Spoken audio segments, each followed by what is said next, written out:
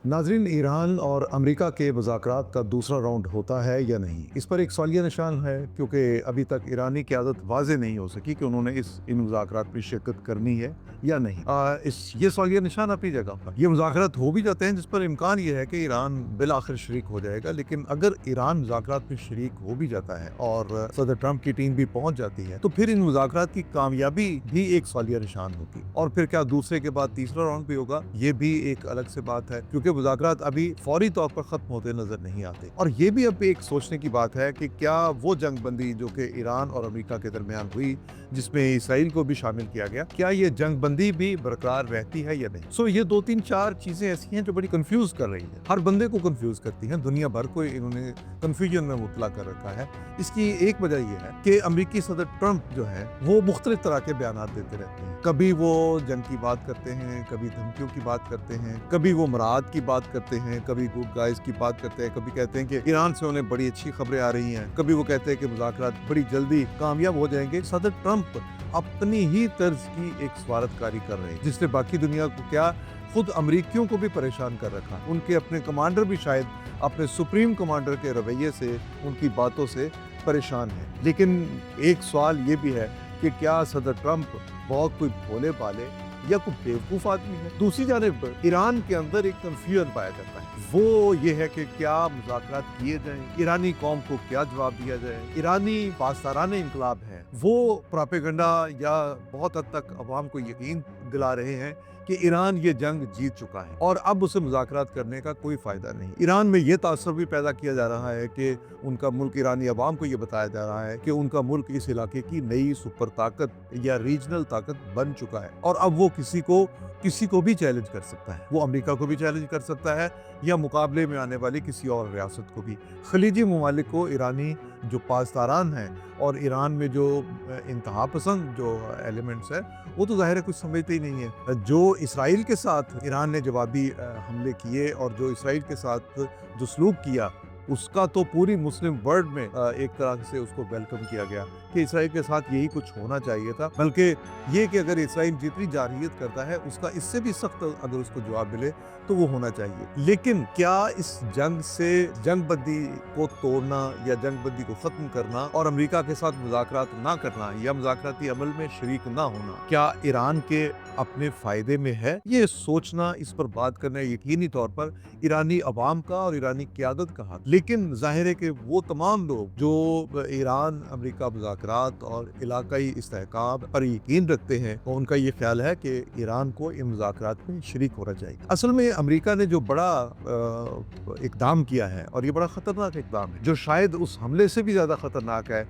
जो अमेरिका ने बमबारी की शक्ल में ईरान पर किया। उस बमबारी के नतीजे में यकीनी तौर पर अरबों डॉलर का ईरानी नुकसान हुआ, अमवात में ही बड़े लोग शहीद हुए। इसके बावजूद जो अब बहरी नाकाबंदी ईरान ने अमेरिका ने की है, ये सबसे खतरनाक काम है। ये ज़हन में रखिए कि ईरान जो है, इसकी 90% तजारत जो है ये समुद्री रास्ते से होती है, और ये 90% समुद्री तजारत जो है पिछले 48 घंटे से मुतासर है, बल्कि मुकम्मल तौर पर ब्लॉक हो चुकी है। अमेरिका ना किसी जहाज को, बहरी जहाज को, ईरानी जहाज को आने दे रहा है, ना जाने दे रहा है। इसका नतीजा क्या निकलेगा? आपको मालूम होना चाहिए कि इस जंग के दौरान भी ईरान ने अरबों डॉलर कमाए। उसके बहरी जहाज हर तरह की तजारत करते थे और वो उनका सामान, तेल है, ये फरोख्त हो रहा था। अगर कोई मुतासर हुआ तो वो दूसरे ममालिक थे, जिसमें खलीजी ममालिक जिनकी जो कार्गो थे वो नहीं आते जाते थे। लेकिन अब अमेरिका ने ईरान की बहरी नाकाबंदी करके ईरान की मईशत का गला घोंटने की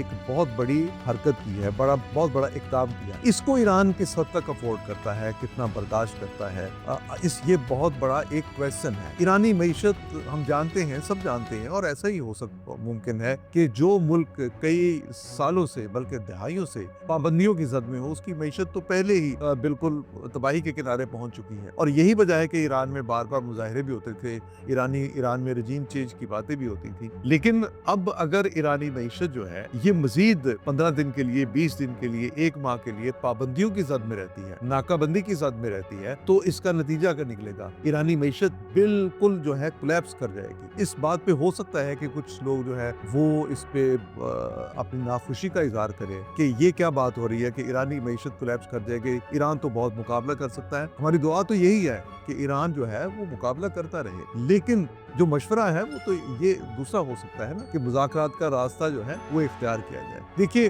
جو ایران ہے اس کے پاس امریکہ کو مارنے کے لیے، اسرائیل کو مارنے کے لیے جو ہتھیار تھے وہ اپنی جگہ پہ، لیکن ایک بدمست ہاتھی کو آپ ایک چھڑی کے ساتھ کتنا پیٹ سکتے ہیں؟ ایران کے پاس جتنے ویپن ہیں وہ ایران امریکہ کی تباہی کا سامان نہیں لے کے آ سکتے، لیکن امریکہ کے پاس جو ویپن ہے وہ ایران کو بہت زیادہ نقصان پہنچا چکے ہیں اور بہت زیادہ نقصان پہنچا سکتے ہیں۔ اب پاکستان جیسا ملک جو ہے وہ جب فیلڈ مارشل تہران گئے اور انہوں نے 3 دن تک مذاکرات کی، ان مذاکرات کا بنیادی مقصد بھی یہی تھا کہ ایران کو مذاکرات کی ٹیبل سے نہ ہٹنے دیا جائے، بلکہ جہاں کہیں اختلافات ہیں ان اختلافات کو ختم کر کے اپنے برادر اسلامی ملک کو اس مشکل صورتحال سے باہر نکالا جائے۔ فیلڈ مارشل نے جو دورہ کیا اس میں ابتدائی طور پر جو ہمیں نظر آیا وہ یہی تھا کہ بڑی کامیابی ملی ہے، اور یہ کہ ایران جو ہے وہ مذاکرات کے دوسرے راؤنڈ پر آمادہ ہے۔ یہاں تک تو بات ٹھیک تھی، لیکن اس کے بعد پھر جب امریکہ کی طرف سے ناکہ بندی کی اطلاعات آئیں تو ایران نے ایک بار پھر جو ہے آبِ ہرمز کو بند کر دیا۔ آبِ ہرمز کی بندش امریکہ کی طرف سے ناکہ بندی، اور اس کے بعد امریکہ کی طرف سے ایک بڑے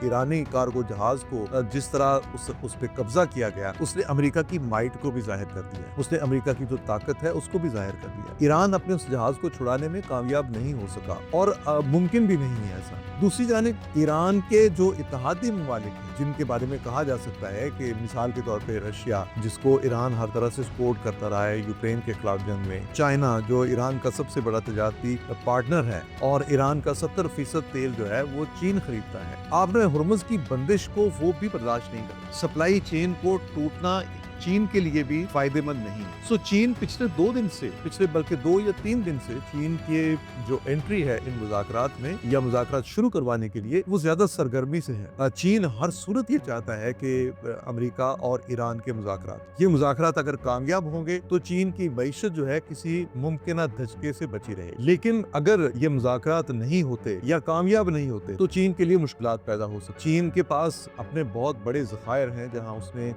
یعنی تیل کو ذخیرہ کرنے کی جو کیپیسٹی چین کے پاس ہے وہ شاید دنیا کی کسی اور ملک کے پاس نہ ہو، لیکن اس کے باوجود اس میں جو سپلائی چین میں اگر کہیں تھوڑا سا بھی خلل آ جائے تو پھر وہ پرابلم کریٹ کرتی ہے۔ اور چین جیسا ملک جو دنیا کی سب سے بڑی ایک فیکٹری ہے، دنیا بھر کے لیے سامان جہاں تیار ہوتا ہے، اس فیکٹری میں جو ایندھن ہے، جو توانائی ہے، اس کی سپلائی بہت ضروری ہے۔ سو چین کا سب سے بڑا انٹرسٹ جو ہے وہ یہ ہے کہ امریکہ اور ایران کے مذاکرات نہ صرف ہوں بلکہ کامیاب ہوں۔ چین نے اسی لیے پاکستان کو بھی مذاکرات کے لیے بہت سپورٹ کیا تھا، یعنی مذاکراتی عمل کو کامیاب بنانے کے لیے۔ جو پاکستان کا جتنا مذاکراتی عمل ثالثی کا عمل ہے، اس ثالثی میں وزیر اعظم شہباز شریف اور فیلڈ مارشل عاصم منیر کو چین کی طرف سے مکمل سپورٹ حاصل رہی۔ عاصم منیر صاحب جب بھی اب اسی سپورٹ کی وجہ سے عاصم منیر فیلڈ مارشل جو ہے وہ جب بھی صدر ٹرمپ کو فون کرتے ہیں، یوں لگتا ہے کہ صدر ٹرمپ کے لیے ان کا فون اٹھانا فوری ضرورت بن چکا ہے۔ اس موقع سے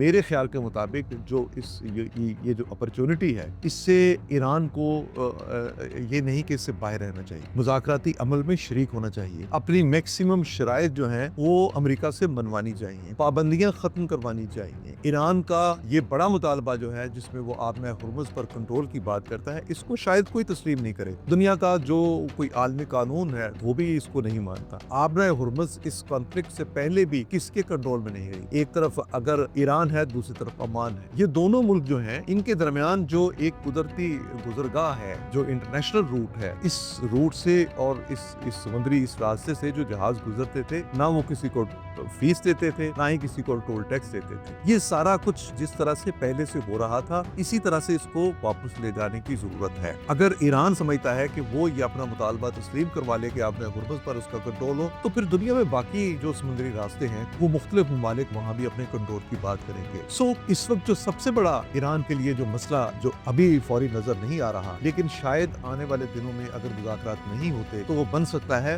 وہ ایران کی ناکہ بندی ہے۔ اس ناکہ بندی کا مطلب یہ ہے کہ آپ نے 90% ایرانی تجارت روک دی، جو سامان آتا ہے، جو سامان جاتا ہے، اس سارے کو اگر روک دیا جائے گا، اگر اس کے ساتھ کہیں جنگ بندی جو ہے وہ سیز فائر جو ہے وہ ٹوٹ جاتی ہے اور صدر ٹرمپ یا اسرائیل ایران پر پھر بمباری شروع کر دیتے ہیں، یا اس کے جو تنصیبات ہیں، جو تیل کے کنویں ہیں، جو اس کی جتنے بھی باقی اسٹریٹجک جو اس کی تنصیبات ہیں، اگر ان پر حملے ہوتے ہیں، یہ الگ سے ایک نقصان ہے۔ اس کے بدلے میں ایران کتنا نقصان پہنچا سکتا ہے؟ ایران یقینی طور پر اس نے اسرائیل میں جو نقصان پہنچایا ہے وہ ماضی میں اسرائیل کو نہیں ہوا، لیکن ایران کیا اس نقصان کے بدلے میں اپنے عوام کو، ایرانی قیادت کے سوچنے کی بات یہ ہے کہ کیا وہ اپنے عوام کو کسی ویسی ہی ایک زندگی میں رکھنا چاہتے ہیں، ویسے ہی نقصان میں رکھنا چاہتے ہیں؟ ایران میں ایسی قیادت موجود ہے جو معاملات کو سالو کرنا چاہتی ہے۔ ایرانی صدر کے بیانات بہت حوصلہ افزا ہیں، ایرانی وزیر خارجہ کے بیانات بہت حوصلہ افزا ہیں، لیکن ایران میں ایک ایلیمنٹ ایسا ضرور موجود ہے جو یہ مذاکرات نہیں چاہتا۔ اگر وہ مذاکرات نہیں چاہتا تو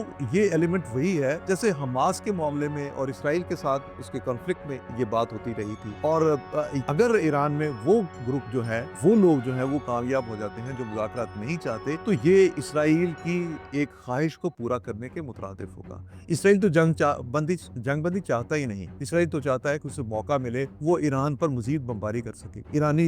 ایران میں کوئی اس وقت مدافعتی قوت ایسی نہیں ہے جو اسرائیل کے، امریکہ کے یا کسی بھی دشمن ملک کے جہازوں کو روک سکے۔ اگر یہ کارروائی، جنگی اقدامات دوبارہ شروع ہو جاتے ہیں تو ایرانی عوام کے لیے مشکلات کا ایک نیا دور شروع ہو سکتا ہے۔ ایرانی عوام کو مشکلات سے نکالنا بنیادی طور پر ایرانی عوام کا کام ہے۔ اسی مقصد کے لیے ایران کے دوست ممالک جو ہیں ایرانی قیادت کو مذاکرات کی میز پر لا رہے ہیں۔ امریکہ اپنی شرائط، طاقت کے زور پر اپنی شرائط منوانا چاہتا ہے، ان میں سے بہت سی شرائط جو ہے وہ ناجائز ہیں، ان شرائط کو نہیں مانا جا سکتا، لیکن اس وقت معاملات کو سنبھالنے کی ضرورت ہے۔ ایران کا جو ایٹمی مسئلہ ہے، یعنی یورینیم کی افزودگی، جو ایران کے پاس موجود یورینیم ہے، یہ ایک بڑا ایشو ہے۔ ایرانی قیادت پہلے اس مسئلے کو سالو کرنے کے قریب تھی، ایران نے یہ مذاکرات کامیابی سے کر بھی لیے تھے۔ اب بھی اس بات پر آئے بغیر کہ ایران یہ جنگ جیت چکا ہے، محض یہ کہے بغیر، سوچے بغیر، ایران کو مذاکرات کرنے چاہیے۔ اپنا جو کچھ ایسٹس ایران اس وقت بچا سکتا ہے اس کو دشمن سے بچانی چاہیے۔ ماضی میں بھی ایسا ہوتا رہا ہے، کئی عالمی جنگیں ہوئی، 2 عالمی جو جنگیں ہوئی، اس میں جو ممالک تھے انہوں نے